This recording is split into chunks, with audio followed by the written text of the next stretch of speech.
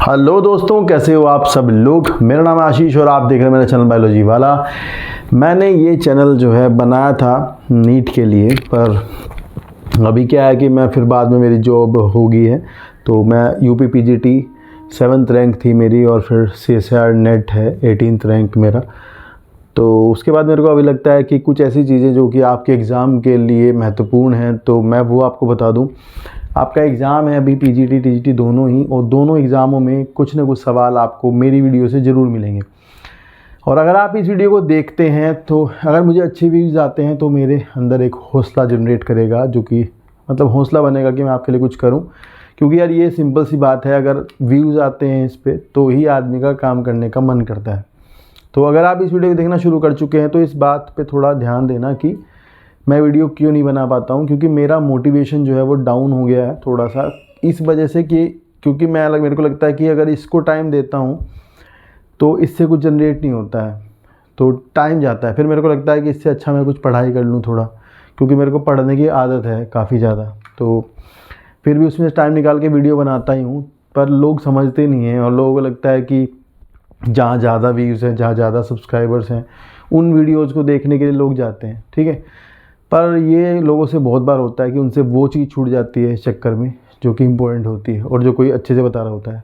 तो मैंने आपका एग्ज़ाम फेस किया है, उसको निकाला भी है, टीजी बीटी सब निकाला है, और मुझे पता है कि कैसे ये पूछते हैं। तो मैं अभी मान के चल रहा हूँ कि आपके बेसिक्स जो है वो क्लियर होंगे, एकदम बेसिक की प्रॉब्लम नहीं होगी आपको, कि बेसिक्स तो आते ही होंगे। तो और आने भी चाहिए। अगर आप पीजीटी देने जा रहे हो तो आपको बेसिक्स थोड़ी कोई सिखाएगा, वो तो आपको आने ही चाहिए। और नहीं आते हैं तो आप मेरे चैनल पर प्लेलिस्ट में जाकर के NCERT की वीडियो देख लो भाई, वो आपके काम आएंगी। ईगो में मत रहो, ये ना सोचो कि भाई वो तो छोटी चीज़ है मैं क्यों पढ़ूंगा। भाई पढ़ लो उसमें से सवाल आते हैं, तो ये आपको पता भी नहीं होती यूपी वालों को बात, ठीक है। तो करते हैं शुरू इस वीडियो को। इसमें सेल बायोलॉजी के सारे पॉइंट्स होंगे, जो कि वो वाले पॉइंट हैं जो एडिशनल होते हैं, जो सवाल आपको फंसते हैं, वो वाले सवाल मैं आपको बताऊँगा, ठीक है। तो ज़्यादा बातें नहीं करते हुए शुरू करता हूँ मैं ये वीडियो, जिसमें कि मैं आपको बताता हूँ कि सबसे पहला सवाल हमारे पास है ये कि प्लांट में जो सेल वॉल होती है वो सेलुलोज की बनी होती है। तो यहाँ से क्वेश्चन क्रिएट होता है कि सेलुलोज जो है वो बीटा डी ग्लूकोज का बना होता है। ये ध्यान रखना कि सेलुलोज जो है वो बीटा डी ग्लूकोज का बना होता है। फिर आपको मिलेगा आगे हेमी सेलुलोज। तो हेमी सेलुलोज जो है वो अरेबिनोज रखता है, मैनोज, जाइलोज, गैलेक्टोज ये रखता है। एंड पैक्टिन एक्चुअल में क्या होता है ये भी बच्चों को पता नहीं होता, कि पैक्टिन सुनते बहुत हैं कि पैक्टिन है क्या। तो पैक्टिन जो है वो गैलेक्टोज, गैलेक्ट्रॉनिक एसिड और अरेबिनोज इससे बनता है। एक मिक्स काइंड ऑफ पॉलीसेक्राइड होता है, ये ध्यान रखना। इन बैक्टीरिया की सेल वॉल सबको पता है मेनली पेप्टाइडोग्लाइकन म्यूरिन की बनी होती है, पर वो म्यूरिन जो पेप्टाइडोग्लाइकन है वो मोस्टली क्या रखता है, एन एसिटाइल ग्लूकोसामीन और एन एसिटाइल म्यूरामिक एसिड रखता है, और इसमें पेप्टाइड लिंकेज होते हैं, ये ध्यान रखना। फिर देखोगे फंजाई में जाओगे तो सेल वॉल जो है वो काइटिन की बनी होती है, पर ये पता नहीं होता कि काइटिन जो है वो किसका पॉलीमर है। तो ये ध्यान रखना कि काइटिन जो है वो एन एसिटाइल ग्लूकोसामीन का पॉलीमर है, ये ध्यान रखना। Algal cell wall contain cellulose and a varieties of glycoprotein. Algae के सेल वॉल अलग अलग चीज़ों की बनी होती है, गैलेक्टन्स, मैनन्स वगैरह इनकी। फिर यहाँ से सवाल आ सकता है कि मिडिल लैमेला किसकी बनी है। तो मिडिल लैमेला जो है वो कैल्शियम और मैग्नीशियम पैक्टेट की बनी होती है, ये ध्यान रखना। Has some time tertiary wall, ये बहुत इंपॉर्टेंट सवाल है। आपको सेकेंडरी वॉल पता होगा, प्राइमरी वॉल पता होगा, लेकिन ये पूछते हैं कि टर्शरी वॉल आपने कहाँ देखी और आपको कहाँ देखने को मिलेगी टर्शरी वॉल। तो टर्शरी वॉल जो है वो आपको ट्रैकिड्स ऑफ जिम्नोस्पर्म में देखने को मिलती है। मैं कह रहा हूँ बहुत ज़्यादा ही अच्छा सवाल है, बहुत ज़्यादा अच्छा सवाल है, इंपॉर्टेंट है काफ़ी ज़्यादा, ध्यान रखना। And it is purely cellulosic in nature, इसमें केवल सेलुलोज होता है। फिर ये सवाल आता है कि प्लाज्मोडेस्माटा बनाने में किसका रोल होता है। तो ध्यान रखना प्लाज्मोडेस्माटा बनाने में एंडोप्लाज्मिक रेटिकुलम का बहुत रोल होता है। मतलब ये भी काफ़ी खासा इंपॉर्टेंट सवाल है कि प्लाज्मोडेस्माटा बनाने में किसका रोल होता है। तो बहुत ज़्यादा पूछते हैं, डेस्मोटिब्यूल्स बनाते हैं, ऐसे लिखते हैं पेपर में, तो ध्यान रखना डेस्मोटिब्यूल्स ER के बने होते हैं, ठीक है। फिर है सुबेरिन। तो सुबेरिन एक ऐसा मटेरियल होता है जो कि सबसे पहले तो ध्यान रखना कि सुबेरिन है क्या। सुबेरिन जो है वो मिक्सचर ऑफ फैटी एसिड्स है, फैटी एसिड का मिक्सचर होता है, और सुबेरिन जो है वो कोर्क सेल में डिपॉजिट होता है, और जो आपकी कैस्पेरियन स्ट्रिप होती है रूट्स के अंदर एंडोडर्मिस में, वो भी आपकी सुबेरिन की बनी होती है। And that is impermeable to water, ये ध्यान रखना। फिर लिखा है कि सिलिका। तो ध्यान रखना कुछ जगह पर जैसे गन्ने में सैक्रम, मूंजा और इक्विसिटम्स की जो लीव्स होती है वहाँ पर आपको सिलिका मिलता है, जो कांटे जैसी होती है, जो गन्ना काट भी देता है ना, गन्ने की पत्ती कभी कभी काट देती है, तो उसमें इक्विसिटम में भी और उसमें भी सिलिका होता है। इक्विसिटम की वजह से कई बार आग भी लग जाती है कहीं पे, ये ध्यान रखना। तो ये सैक्रम, मूंजा में, गन्ने में और सिलिका के पार्टिकल होते हैं, इक्विसिटम में भी सिलिका के पार्टिकल होते हैं। फिर यहाँ से एक सवाल आता है बहुत ज़्यादा कि फैमिली मोरेसी में, फैमिली यूरेटेसी में, फैमिली कुकुरबिटेसी एकेंथेसी में कैल्शियम ऑक्जेलेट के कैल्शियम कार्बोनेट के क्रिस्टल होते हैं, तो सिस्टोलिथ्स और रेफाइड्स वगैरह होते हैं, वो भी इसके बने होते हैं, वो उसी की बात हो रही है, ठीक है। तो यहाँ से पूछ लेते हैं किस फैमिली में ऐसा होता है। नेक्स्ट है the cisternae contain of glyco. देखो ये मैं वो पॉइंट्स हैं जो मतलब एक्चुअली में पूरे चैप्टर से चल रहे हैं, पूरी यूनिट से ही, तो ये वो सवाल हैं जो छूट जाएंगे आपके। बाकी बेसिक्स तो आपको आता ही होगा, मैं ऐसे मान के चल रहा हूँ। अगर किसी को प्रॉब्लम हो तो फिर बेसिक के बारे में कमेंट कर सकता है, तो मैं बता दूंगा उसको। लिखा है सिस्टर्नी कंटेन ग्लाइकोप्रोटीन्स। तो सिस्टर्नी जो होती है उस पे जिस पे राइबोसोम अटैच होते हैं, ईआर जो होती है, ईआर की बात हो रही है, तो ईआर की सिस्टर्नी में जो राइबोसोम्स होते हैं उनको जोड़ने के लिए जो प्रोटीन्स होती हैं, they are ribophorin 1 and ribophorin 2, these are the proteins. तो इनके साथ में राइबोसोम जो है वो बाइंड अप होते हैं, ये भी सवाल है काफ़ी अच्छा, ठीक है।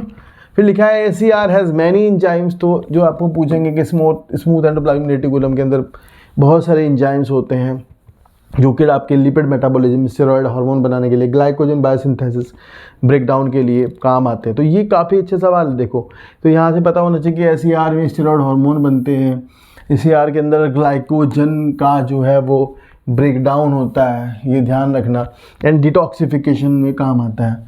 फिर यहाँ लिखा है कि जो लीवर सेल्स होती है, लीवर सेल्स के अंदर काफ़ी ज़्यादा मात्रा में ACR पाई जाती है, बहुत ज़्यादा मात्रा में। हिपैटोसाइट्स जो लीवर की होती हैं उनके अंदर काफ़ी ज़्यादा ACR होती हैं, जो कि डिटॉक्सिफिकेशन में मदद करती हैं, ड्रग डिटॉक्सिफिकेशन में मदद करती है। ये भी बहुत अच्छा सवाल है, और ध्यान रखना ग्लाइकोजन के मेटाबॉलिज्म में काम आती है, ठीक है। चलो नेक्स्ट है in plant cell Golgi apparatus is formed of a number of unconnected units called dictyosome. तो प्लांट सेल में जो गोल्गी अपैरेटस होता है वो अनकनेक्टेड, उसमें सिस्टर नहीं होती है, लाइक ऐसे जुड़ी भी नहीं होती, ऐसे अलग अलग होती है, तो उनको अपने बोलते हैं डिक्टियोसोम। तो डिक्टियोसोम गोल्गी अपैरेटस एक ही बात है, पर प्लांट्स में इसको डिक्टियोसोम के नाम से जाना जाता है। तो कारा में जैसे लिखा है कि कारा की राइजोडियल सेल्स में 25,000 तक आपकी वो होती हैं, सिस्टर्नी होती हैं, ठीक है, ये ध्यान रखना। चलो फिर लिखा है Golgi apparatus is named from Camillo. Golgi ने बताया था, तो सवाल ये है कि कैमिलो गोल्गी ने कहाँ ढूंढा था गोल्गी को, तो नर्व सेल्स में देखा था। तो बहुत इंपॉर्टेंट सवाल है। Nerve cells of barn owl and cat by means of metallic impregnation method. तो उसमें ये पूछते हैं कि किस चीज़ से उसको कलर स्टेन किया था, ऐसा पूछते हैं। तो ओस्मियम क्लोराइड और सिल्वर नाइट्रेट शायद से था, तो ये सिल्वर सॉल्ट्स और ओस्मियम क्लोराइड का यूज किया था। ब्लैक रिएक्शन के नाम से इसे जाना जाता है। तो ये बहुत अच्छा सवाल बन सकता है अगर कोई पूछेगा तो। फिर लिखा है lipids and proteins coming from the ER are complex into the lipoproteins in the Golgi apparatus, this process called liposylation. तो यहाँ से ये भी पूछते हैं कि लिपोसाइलेशन कहाँ होता है, तो ध्यान रखना लिपोसाइलेशन गोल्गी बॉडी में होता है। Golgi apparatus links to the carbohydrate with protein coming from ER to glycoproteins and this process called glycosylation। फिर पूछेंगे कि ग्लाइकोसाइलेशन कहाँ होता है, तो ये भी गोल्गी बॉडी में होता है। ये भी पता होना चाहिए दोनों चीज़ें, ग्लाइकोसाइलेशन, ग्लाइकोसाइडेशन कहाँ होता है, ग्लाइकोसाइलेशन कहाँ होता है, गोल्गी में होता है। फिर लिखा है फॉर्मेशन ऑफ निमेटोसाइट्स। तो ये देखो इतना अच्छा सवाल है। हाइड्रा के जो निमेटोसाइट्स होते हैं, जो सेल्स होते हैं, स्टिंगिंग सेल्स होते हैं हाइड्रा के अंदर, और जो एंट्राइकोसिस्ट जो होते हैं पैरामीशियम के अंदर, ये आपके कहाँ होता है, गोल्गी बॉडी में होता है, ध्यान रखना। फिर लिखा है फॉर्मेशन ऑफ एक्रोसोम। तो एक्रोसोम जो होता है, स्पर्म की जो टिप होती है वहाँ पर आपके एंजाइम्स भरे होते हैं, जोनालाइसिन्स वगैरह, हाइलुरोनिडेज, न्यूरामिनिडेज, ये एंजाइम भरे होते हैं। तो वो एक्रोसोम जो बनाता है, वो बनाने का काम भी कौन करता है, गोल्गी बॉडी करता है। मैं कह रहा बहुत ज़्यादा इंपॉर्टेंट सवाल है ये, बहुत ही ज़्यादा इंपॉर्टेंट सवाल है, ये ध्यान रखना, ठीक है भाई।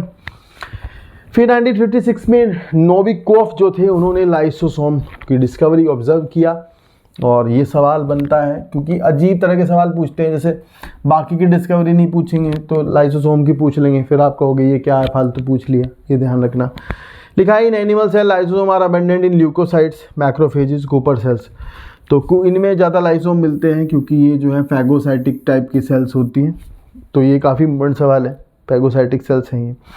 And similar cell with phagocytic activity prokaryotes lack lysosome. तो बैक्टीरिया में लाइसोसोम वगैरह नहीं होते, बैक्टीरिया में तो मेम्ब्रेन बाउंड कुछ भी नहीं होता एक्चुअल में, तो वहाँ तो ही मिलेंगे इन्हें, ठीक है, ये ध्यान रखना। फिर मिसिंग और inactive lysosomal enzymes cause serious childhood disease.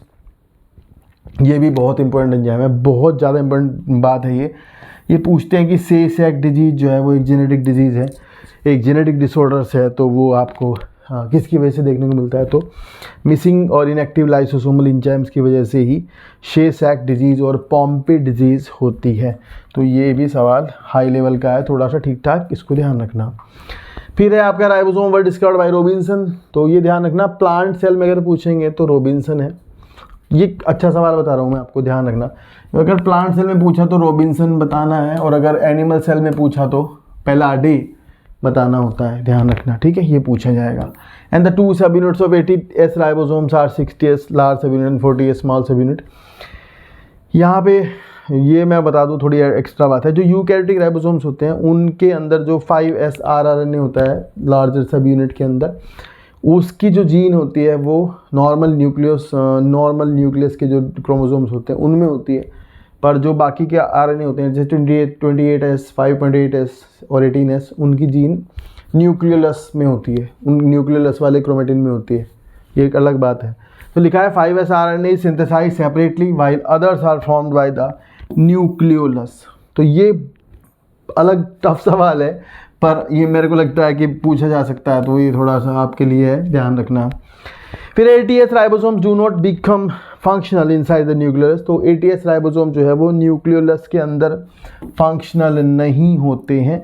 There सब units comes out from the nucleus, से बाहर बन के अंदर, मतलब छोटे वाली यूनिट यानी 40S और 60S दोनों बन के बाहर निकलती है पहले, वहाँ आकर के फिर आपस में जुड़ती हैं मैग्नीशियम आयन की मदद से, तब वो फंक्शनल होती है, ध्यान रखना, मैग्नीशियम आयन से जुड़ती है। नेक्स्ट 70S राइबोसोम है 50S 30S यूनिट।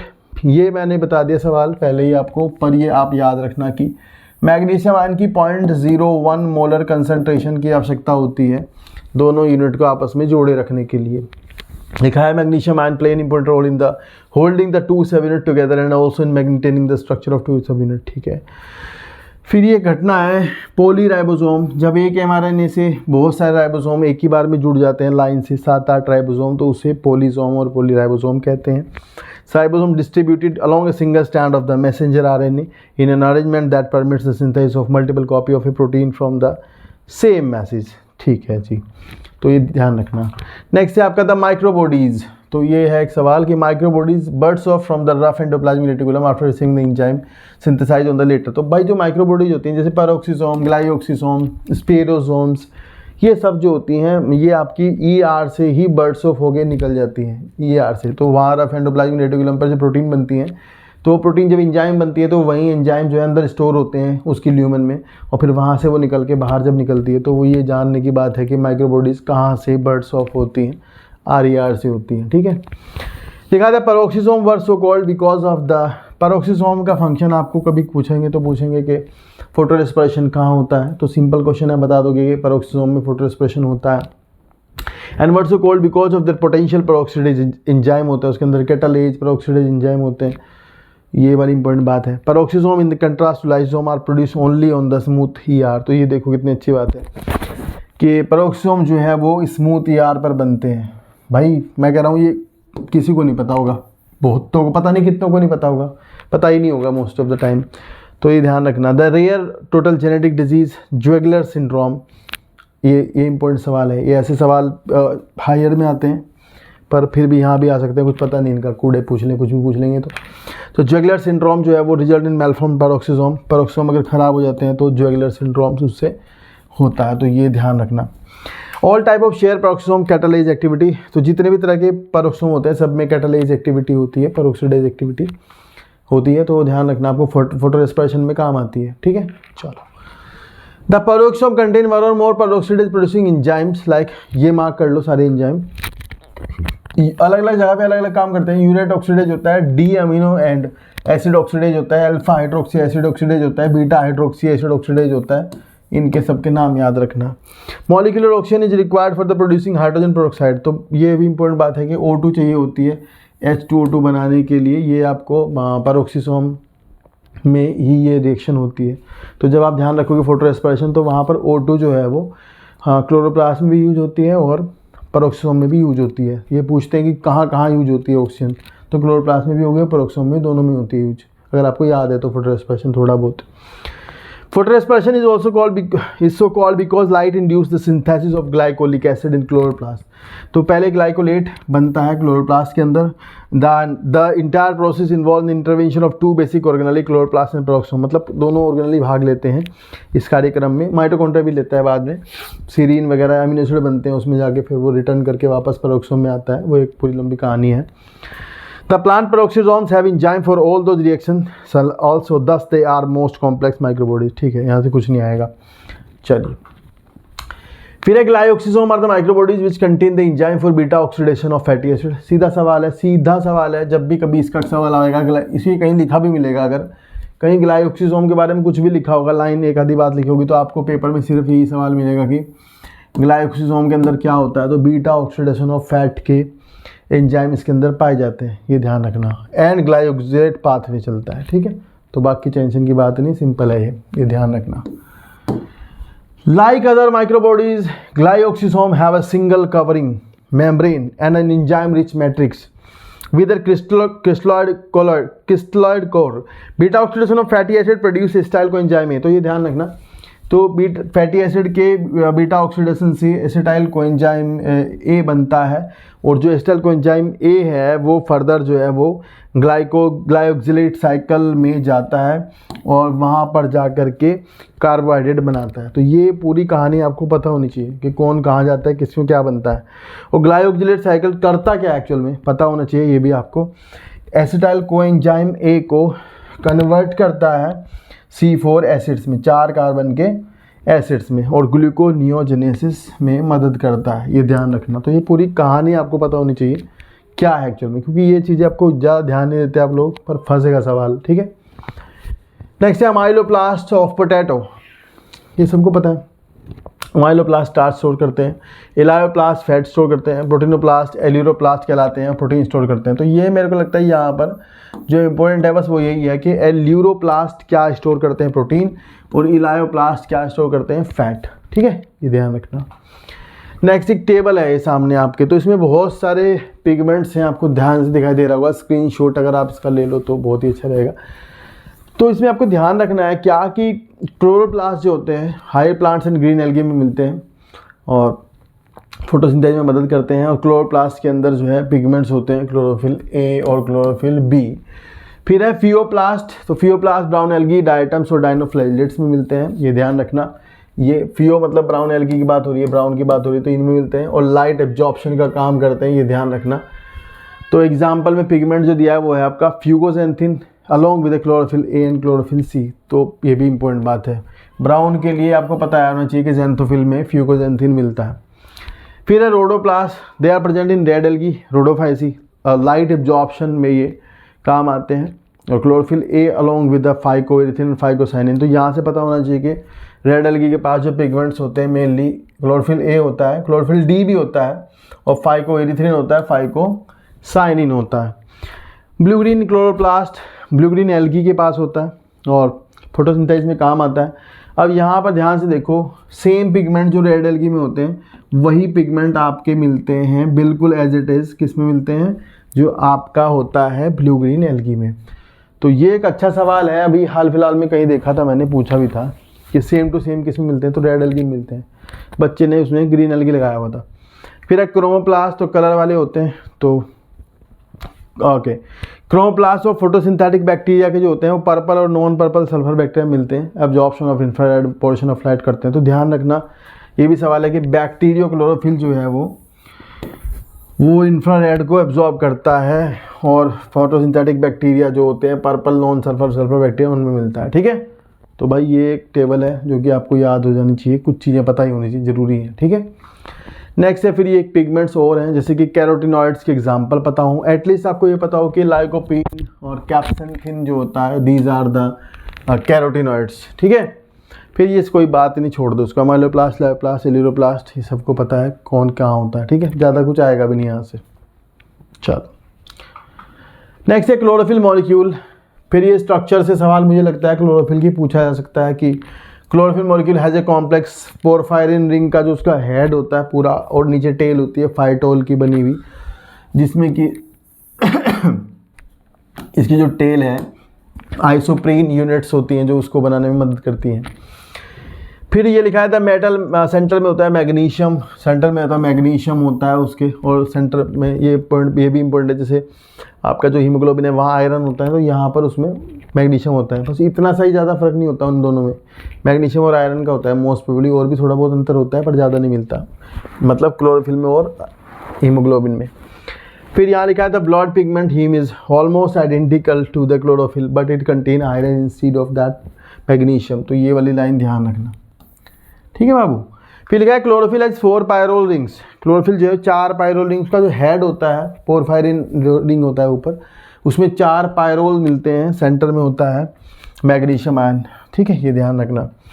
फिर ये बहुत इंपॉर्टेंट सवाल है, मैं कह रहा है कई जगह देखा है मैंने, एंथोसाइनिन जो है ना वो वाटर सॉल्यूबल होता है, ये इंपॉर्टेंट है बहुत ज़्यादा, क्लोरोप्लास्ट में नहीं मिलता, बाहर वैक्यूल में मिलता है स्टोर होके, तो ये बढ़िया सवाल है बहुत ज़्यादा, एंथोसाइनिन का खूब आता है पेपरों में, कहाँ मिलता है कैसे होता है, इसको जरूर ध्यान रखना। फिर है माइटोकॉन्ड्रिया की डिस्कवरी के लाइन, कोलिकर ने डिस्कवर किया था। Who isolated them from insect muscle cells, they were named mitochondria by Benda, Benda ने उन्हें माइटोकॉन्ड्रिया का नाम दिया था, ये ध्यान रखना। And the outer mitochondrial membrane has a smooth contour and forms a continuous but relatively porous covering, outer membrane porous होती है as compare to inner membrane, ये स्टेटमेंट है, ये आ सकता है पेपर में स्टेटमेंट लिखा हुआ, तो सही कर देना। Mitochondria grow and reproduce by fission और बडिंग, तो जैसे क्योंकि जो माइटोकॉन्ड्रिया होते हैं वो एंडोसिम्बायोटिक थ्योरी से बने होते हैं, तो एक बैक्टीरिया है रिकेट्सिया प्रोवजेस्की, वो एज इट इज़ माइटोकॉन्ड्रिया ही है, बस ये समझ लो आप ऐसा। तो क्योंकि ऐसा बताते हैं कि माइटोकॉन्ड्रिया और क्लोरोप्लास्ट दोनों एंडोसिम्बायोंट हैं, तो ध्यान रखना they are bacteria some time, मतलब दे आर लाइक बैक्टीरियाज। तो बैक्टीरिया भी आपको पता है फिजन से डिवाइड करता है, और बैक्टीरिया भी आपको पता है बडिंग से डिवाइड करता है, तो ये दोनों के दोनों रैपिड मूवमेंट दिखाते हैं और शेप चेंज करते हैं और डिवाइड करते हैं।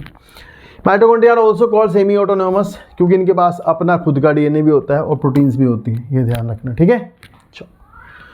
फिर ये कुछ एंजाइम्स है जो मेरे को लगता है आपके याद तो शायद से हो जाएगा एक आधा कर लो, अगर होता है तो स्क्रीनशॉट ले लेना, पर जो भी आपसे बनता है बन पड़े याद कर लो, पर एक तो कर ही लो ये वाला बस, कि माइटोकॉन्ड्रिया की इनर मेम्ब्रेन में सक्सिनेट डिहाइड्रोजिनेज होता है, जबकि काम ये करता है मैट्रिक्स में क्रैब साइकिल में, पर मिलता है वहाँ पे, ये ध्यान रख लेना। बाकी तो नहीं होंगे आपसे, छोड़ो। और बाकी आप आउटर मेम्ब्रेन है उसमें आप ध्यान से देखोगे तो आइसोसिट्रेट डिहाइड्रोजिनेज एक एंजाइम होता है, फ्यूमरेज एंड एकोनिटेज होता है मैट्रिक्स में, सॉरी ये सारे एंजाइम क्रैब साइकिल के हैं जितने भी हैं, तो क्रैब साइकिल का ये भी क्रैब साइकिल का एंजाइम है, पर ये मिलता कहाँ है, इनर मेम्ब्रेन में मिलता है, ये इंपॉर्टेंट है थोड़ा, ठीक है।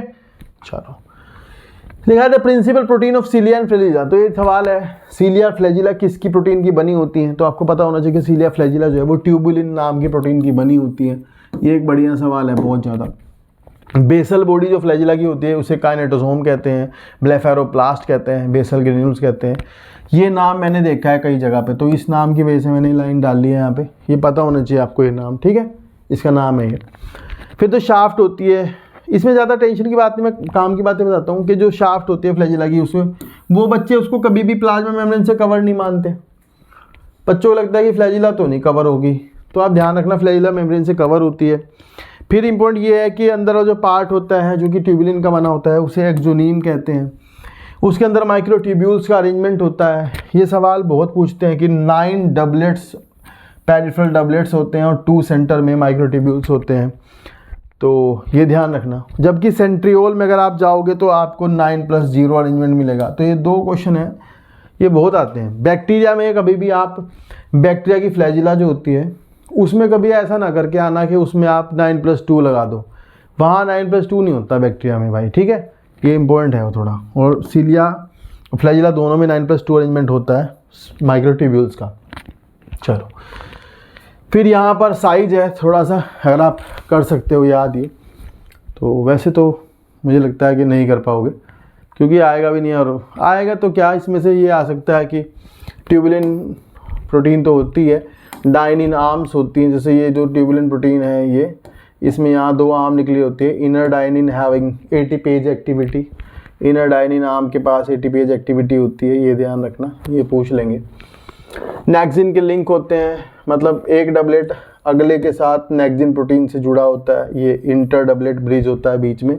रेडियल स्पोक्स होते हैं, शीथ प्रोजेक्शन, ये सब आपको नहीं आएगा, छोड़ो आप इसको, ठीक है।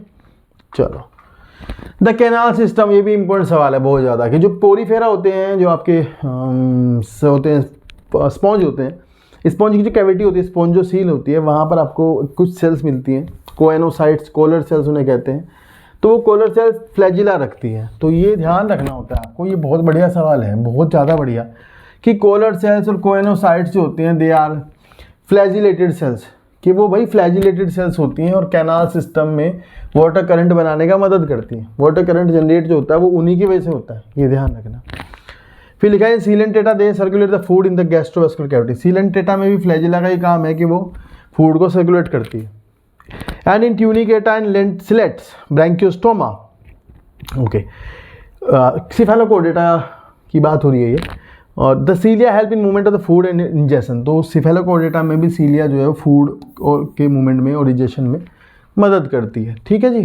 चलो फिर लिखा है during the S phase of interphase, ये सेंट्रियोल के बारे में थोड़ी बात है। जब डिवीजन होता है सेल डिवीजन, तो वहाँ पे आपको पूछते हैं कि जो सेंट्रियोल है वो कब डिवाइड करता है। सेंट्रियोल भी एस फेज में डिवाइड करता है, और बल्कि उसका डिवीजन पूरा होता है जाके G2 में, ये थोड़ी अलग बात है, पर आप स्टार्ट करोगे वहीं एस फेज में, बताओगे एस फेज में डिवाइड करता है। डीएनए की रेप्लिकेशन भी एस फेज में होती है, वो भी वहीं होता है, दोनों चीज़ें वहीं होती है। ड्यूरिंग द एस फेज और interphase each centriole duplicate by giving rise to an procentriole that grow at right angle to the original. During mitosis the new centriole pair migrate to opposite cell pole to organise the spindle. ये simple है, कुछ नहीं है आपके लिए। Centriole and basal body have common structure and power of duplication, तो ये है सेंट्रियोल में भी डुप्लीकेशन की पावर होती है और बेसल बॉडी भी सेंट्रियोल से ही बनती है। They can duplicate in S phase, तो बस एस फेज का सवाल आपको ध्यान रखना है, यही सवाल है कि कब डुप्लीकेट करते हैं, एस फेज में करते हैं, बाकी तो नहीं टेंशन है। बाकी पता होना चाहिए कि सेंट्रियोल में 9+0 अरेंजमेंट होता है, और यहाँ 9 डबलेट्स नहीं होते, यहाँ 9 ट्रिपलेट्स होते हैं, ये ध्यान रखेंगे। Basal body occur in the cytoplasm and one at the base of each ciliary flagella and serve as the anchoring proteins point and microtubule organizer for these structure. तो जब स्पिंडल फाइबर वगैरह बनते हैं तो वहाँ पर आपके सेंट्रियोल ही मदद करते हैं, एनिमल सेल में, प्लांट सेल में नहीं, ठीक है। कोल्चिसिन, मैं कह रहा हूँ पेपर छपते हैं, जब कोई भी पेपर छपते हैं तो वहाँ इसके सवाल के बिना पेपर छपता नहीं है। ये सवाल ध्यान रखना कि कोल्चिसिन जो है ना, ये लीलियम और लिलियेसी फैमिली का है, कोल्चिकम ऑटमनेल उससे मिलता है। और ये करता क्या है, ये अल्फा ट्यूबुलिन और बीटा ट्यूबुलिन जो होते हैं, जब वो असेंबली करते हैं, जब वो स्पिंडल फाइबर जनरेट होता है, बनता है, तो उसकी पॉलीमराइजेशन को रोकते हैं। तो इससे क्या होता है कि पॉलीप्लॉइडी इंड्यूस होती है। तो अगर कोई पूछेगा कि कोल्चिसिन क्या करता है, तो वो ब्लॉक कर देता है न्यूक्लिएशन साइट, जो प्लस साइट होती है फाइबर की, वहाँ पर नया प्रोटीन जुड़ने को रोक देता है। इसी तरह से विनब्लास्टिन जो विंका रोजा कैथरेंथस रोजियस नाम के प्लांट से मिलती है, एंटी कैंसरस ड्रग है ये भी क्या करती है, ये डिसरप्ट कर देती है माइक्रोट्यूब्यूल्स को, ठीक है, बाइंडिंग को, तो इसकी वजह से सेल डिवाइड नहीं कर पाती और ये इस तरह एंटी कैंसरस ड्रग की तरह काम करती है, ठीक है। चलो फिर यहाँ से सवाल है ये भी यहाँ आपके जो एग्ज़ाम्स होते हैं पीटी टीजीटी, इनमें ये सवाल भी खूब भर भर के लोगों ने पूछा है, बहुत ज़्यादा पूछा है कि भाई सिस्टोलिथ जो है वो किसका बना होता है। तो सिस्टोलिथ जो है कैल्शियम कार्बोनेट का बना होता है, मैंने पीछे भी बताया था वीडियो में, अभी ध्यान रखना। और and crystal deposit in the around a cellulose framework as in epidermal cells of Momordica, hypodermal leaf of Ficus benghalensis, वहाँ पर आपको मिलता है, यानी जो बरगद है, बरगद की हाइपोडर्मिस में मिलता है ये। क्रिस्टल सैंड, ये कैल्शियम ऑक्जिलेट होता है जो एट्रोपा बेलाडोना सोलेनेसी फैमिली का है, इसमें मिलता है। रेफाइड्स, इसमें अंतर है थोड़ा, सिस्टोलिथ ऑक्जिलेट कार्बोनेट होते हैं और रेफाइट्स ऑक्जिलेट के बने होते हैं। मैं कह रहा हूँ ये बहुत ज़्यादा पूछा जाता है, बहुत ज़्यादा। लेमना और इकोनिया में मिलता है भाई, बहुत ज़्यादा पूछते हैं, बहुत ज़्यादा, ध्यान रखना। बाद वाला तो ये छोड़ दो, ये आएगा नहीं पक्का, बस ठीक है। चलो नेक्स्ट है माइक्रोफिलामेंट्स होते हैं, एक और आपके साइटोस्केलेटल एलिमेंट है एक और, जो कि आपके इलास्टिक होते हैं, एक्टिन प्रोटीन के बने होते हैं, ये ध्यान रखना। और अमीबा वगैरह की मेम्ब्रेन के नीचे मिलते हैं, जो कि सूडोपोडिया फॉर्मेशन में मदद करते हैं। एक सवाल है, आएगा बस, ये इसका पक्का सवाल है। Microfilament are rope like structure, 2 twisted strand of the protein actin के बने होते हैं, ये ध्यान रखना। And capable of contracting to cause cellular movement, muscle cell have many microfilaments. Microfilament the thinnest cytoskeletal element, and इसका साइज भी पूछ सकते हैं। जैसे ट्यूबुलिन का साइज 24 नैनोमीटर होता है और इसका होता है 5 से 7 नैनोमीटर, ये पूछ लेंगे। And are usually compose of one और several type of actin protein, ठीक है ओके। ये ध्यान रखना कि they are having a contractile ability, contract कर सकते हैं ये और इंटरेक्ट करते हैं हमेशा मायोसिन के साथ में। आप देखते हो मसल कॉन्ट्रैक्शन में काम आता है ना, याद रखना। फिर है यहाँ थोड़ी सी और बात, microfilament form the contractile machinery of the cell like formation of retraction of pseudopodia. तो मैं बता रहा हूँ आपको, हमेशा ज़्यादातर सवाल जब भी कभी इसका आएगा तो वो यही आएगा कि सूडोपोडिया बनाने में मदद करता है, बस ठीक है। ये काफ़ी इंपॉर्टेंट सवाल है और ये इसके बारे में जब भी कोई सवाल पूछते हैं तो लोग यही पूछते हैं, बाकी तो आप पढ़ना मत, ठीक है, छोड़ देना। फिर है microfilament serve as a number of function, support intercellular movement, streaming of protoplasm में काम आता है, क्लीवेज में, बहुत इंपॉर्टेंट सवाल है ये भी वाला। क्लीवेज के लिए जो सेल में जो लाइनिंग होती है एक, जहाँ से सेल जो है वो क्लीव करती है, डिवाइड करती है, तो वो लाइनिंग जो है मार्किंग होती है एक, उस मार्किंग को बनाने में माइक्रोफिलामेंट्स का रोल होता है, ठीक है।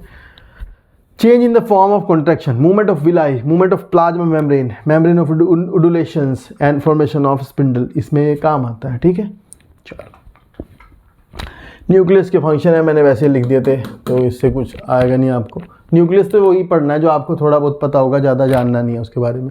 उसमें न्यूक्लियस में से मुझे लगता है बस एक सवाल जो आपके रेंज से बाहर हो सकता है, वो ये होता है कि न्यूक्लियर पोर नहीं होता, न्यूक्लियर पोर कॉम्प्लेक्स होता है और वो कितनी प्रोटीन से मिलकर बना होता है, ढोलक जैसी शेप होती है उसकी, ये पूछ लेंगे। तो जैसे यहाँ लिखा है कि nuclear envelope is perforated by many nuclear pores, each of which have a diameter of 70 nanometer and is bounded by 8 globular subunits. 8 सब यूनिट से बाउंडेड होता है, एन्युलर प्रोटीन जिन्हें कहते हैं, और एक उसके सेंटर में होती है प्रोटीन। तो ऑक्टागोनल अपीयरेंस होती है, एक प्रोटीन सेंटर में होती है, तो ध्यान रखना टोटल 9 होती है, ऐसा है, ठीक है बाबू। नेक्स्ट है ओके, ये तो सब सिंपल बातें हैं। न्यूक्लियर प्लाज्म में कौन कौन से एंजाइम होते हैं, तो वहाँ डीएनए रेप्लिकेशन होता है। तो मोस्टली मुझे लगता है ये वाला सवाल आ भी सकता है कि ज़्यादातर आयंस कौन से होते हैं न्यूक्लियर प्लाज्म में, बाकी तो नहीं आएगा कुछ भी। ये इंपॉर्टेंट है थोड़ा, मैग्नीज और मैग्नीशियम आयन, ये दोनों आयन जो है वो आपके वहाँ मिलते हैं न्यूक्लियर प्लाज्म में, डीएनए रेप्लिकेशन में मदद करते हैं, ठीक है। तो ये भी पूछ सकते हैं। नेक्स्ट है न्यूक्लियर क्रोमेटिन के बारे में एक थोड़ी सी बात लिखा है। Nuclear chromatin is intensely basophilic and consist of DNA and associated basic histone and acidic और neutral non histone proteins. Histone are structural protein and non histone are functional proteins. तो ये थोड़ा ये टफ सवाल हो जाता है। तो हिस्टोन जो है वो स्ट्रक्चरल प्रोटीन होता है और जो नॉन हिस्टोन प्रोटीन्स होती हैं वो फंक्शनल प्रोटीन होती हैं। देखो कितनी अच्छी बात है जो सामान्य लोगों को पता नहीं होती। The major proteins of chromatin are the histone, small proteins containing high proportion of basic amino acid. तो बस इसीलिए मैंने लगाया यहाँ पे। आपको ये पूछ सकते हैं कि जो हिस्टोन होते हैं उसमें कौन कौन से एमिनो एसिड होते हैं, तो आर्जिनिन और लाइसिन नाम के एमिनो एसिड आपको हिस्टोन में देखने को मिलेंगे। तो यही एक सवाल इसका है जो सदियों से पूछा जाता है कि हिस्टोन प्रोटीन में कौन कौन से एमिनो एसिड होते हैं, आर्जिनिन और लाइसिन। ठीक है बाबू, चलो ध्यान रखना।